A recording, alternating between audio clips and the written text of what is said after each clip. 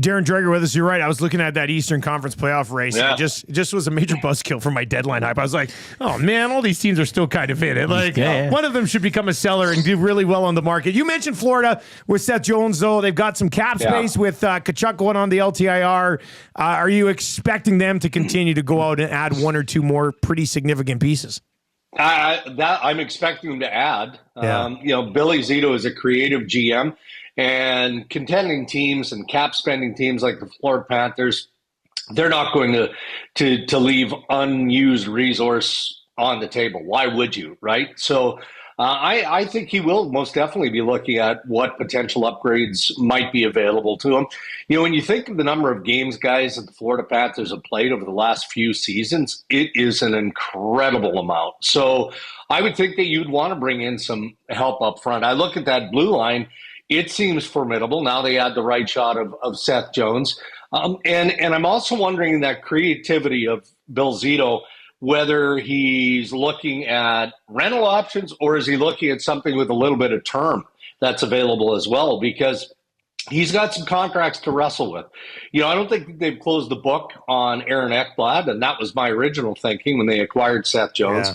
And then you look up front and they've got Sam Bennett, who's just such a key part of the success and the winning pedigree of the Florida Panthers. But can they afford to keep Sam? He's an unrestricted free agent on July 1st. So wouldn't surprise me even a little bit. No different than Seth Jones if Billy Zito was shopping in a different market than maybe what we're thinking. So let's see if it pans out that way. Darren, to the Pacific Division, just peeking at the neighbors right now, the Golden Knights 4 up on the Oilers, the Kings 4 back of the Oilers. What do you kind of see those two organizations doing this week at or prior to the deadline? I know this market's always infatuated/frustrated with what the Vegas Golden Knights always pull off, but what do you see the Kings in Vegas doing later on this week? Well, LA is... LA has been in a few conversations. In the quiz, we did the regional Leafs and Penguins game yesterday afternoon, and part of every regional game we do includes a quiz, and it's more tongue in cheek and fun. But there's sprinkles of information in there, and a question was asked about the future of Mikko Rantanen and if he's traded or where do you see him ending up, and Cheryl Pounder and Jeff O'Neill both said, he's going to stay in Carolina. And just as a point of difference, I said, well, I know LA has inquired and had conversations, but at the end of it all, just couldn't see a way to lock down on $13.5–14 million on an extension on Mikko Rantanen. So they pushed away at that point. Could they revisit? Yes. But I mean, look, Carolina's trying to keep Mikko Rantanen, and they very well could keep him regardless of what his determination is between now and Friday. So what does LA do beyond that? I mean, if you're kicking tires on Mikko Rantanen, then obviously Rob Blake is having bigger conversations. But sometimes those bigger conversations don't materialize into anything of splashy substance. But I think that LA is keenly aware of where they're at. And if there's some help up front that they can bring in, then most definitely they're going to do that. Vegas is always the outlier because, McCrimmon is as crafty as they come. I look at Braden Shen. I know the history of Kelly McCrimmon and Braden Shen. Doug Armstrong, the GM for the St. Louis Blues, is a tough nut, man. He just is. He always swings for the fence. But they're right in that playoff mix in the West, too. So is he going to trade away his captain while they're a point back of Vancouver in the West? Anything is possible. I think Vegas would be in on that conversation.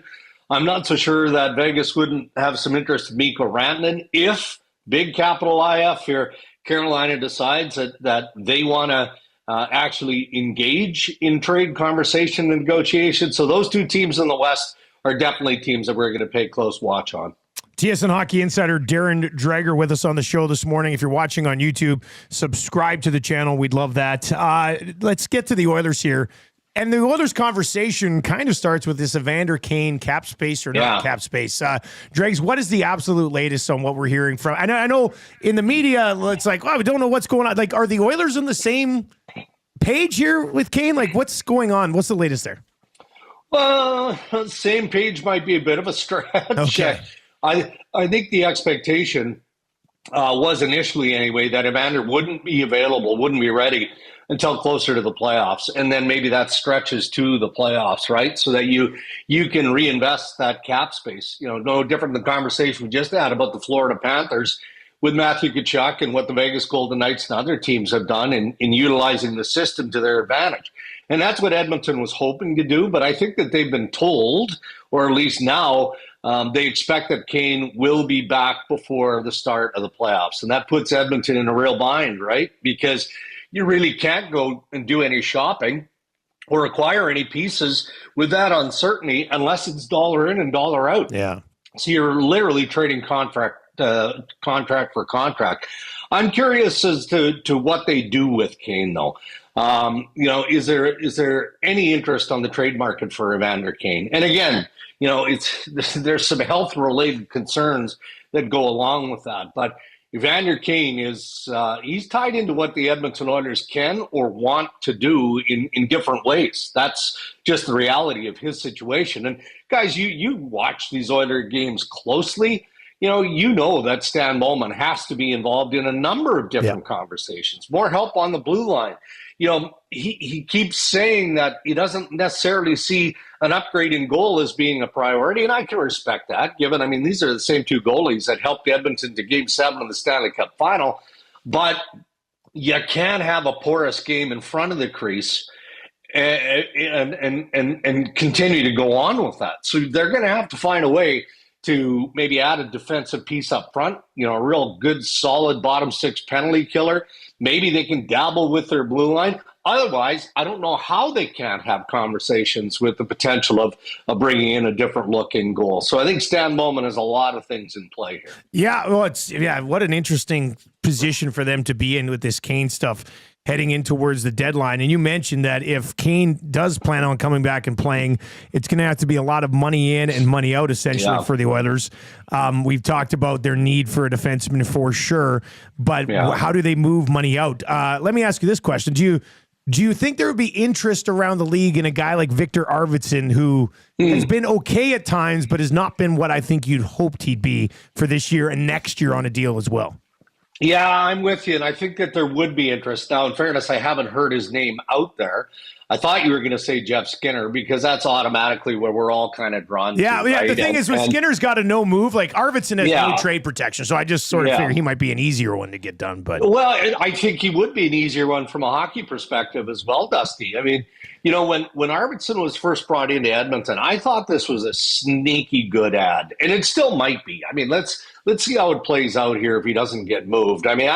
I just felt like, he's a hardworking guy. I thought he was going to fit in and produce more than he has. So I wouldn't call him a misfit. I think that's unfair, but I think he is underachieved. I also do think that's fair. And in Skinner, you're right. You've got the no move clause, but Jeff Skinner also comes with some baggage, with all due respect. The offensive numbers are there, and that might appeal to some teams out there, but in the playoffs, man, you can't be sketchy or questionable defensively, and that's been the knock on Skinner. So if Stan Bowman has to put Arvidsson into play, there'd be interest in him. There's no doubt about that. What about Alex Tuch? What do you expect? Is he going to be on the move? Because he's a piece that a lot of Oilers fans would love to add to that top six. And lots of teams are calling Kevin Adams about Alex Tuch, and we can see why, for sure. But no different than Bo Byram or Dylan Cousins. Those are pieces that the Buffalo Sabres believe are also part of their future. And down the road, they want to extend Bo Byram. And, Alex Tuch is a local guy.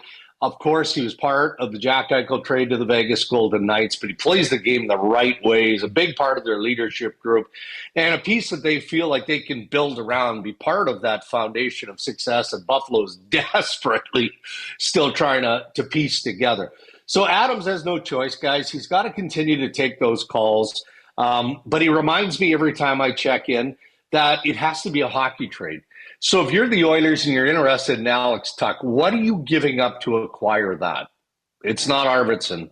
It's got to be that plus, right?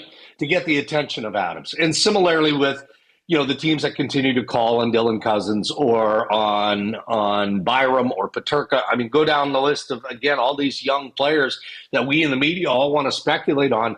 But Buffalo has to be beyond trading for draft picks and even prospects. They need NHL players that are going to help the team now and help the team moving forward. And that's where it gets really tricky, because if you're Edmonton or any other team that's locked into the playoffs, are you tearing apart your roster to add a piece like that? Because I'll repeat myself, it's not going to be Arvidsson for Alex Tuch. It's going to be a lot more than that. Dregs, last one before we let you go, and we appreciate the time here. A lot of people have identified, somebody maybe to play with Nurse, an upgrade on Klingberg. Klingberg's been okay so far, but I don't know if you can move towards the playoffs with the group that they've got right now back there. Between now and Friday, what's this market look like for defensemen right now? It's spotty. It is spotty, and that's a challenge for every team that is, again, in that area of need. And even the depth defensemen. Let's think of the Montreal Canadiens, and they have no interest in moving David Savard. David Savard would be a real nice fit for a lot of teams, Edmonton included. But Ken Hughes told me the other day, unless somebody blows his doors off, he just sees the value in the player, in the push the Montreal Canadiens are in, and the fact that he just adds so many different aspects to the organization. So, again, unless somebody steps up in a big way, probably not going anywhere. There's been some muttering around Alexiak. Well, a team in the East told me that, they're told that Alexiak is not actually in play. So where are you going when you're looking for a depth defenseman or some form of upgrade? St. Louis has a number of names that potentially could be in play, but, no different than Braden Shen. The Blues are 1 point out of a playoff spot. Are they really going to dismantle that roster or their blue line? Well, not unless somebody steps up and is willing to overpay. So that's going to be a challenging area, and I'm curious to see all these teams, Edmonton included, looking for that defenseman, where that D-man is coming from, because it's a pool that isn't very deep right now.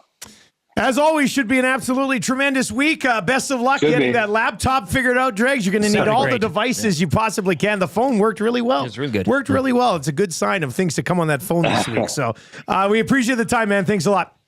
Okay, guys. Thank you. There you go. That is Darren Dreger from TSN and the Ray and Dregs podcast. And, of course, he'll be very busy with TSN and the Hockey Insidering front this week.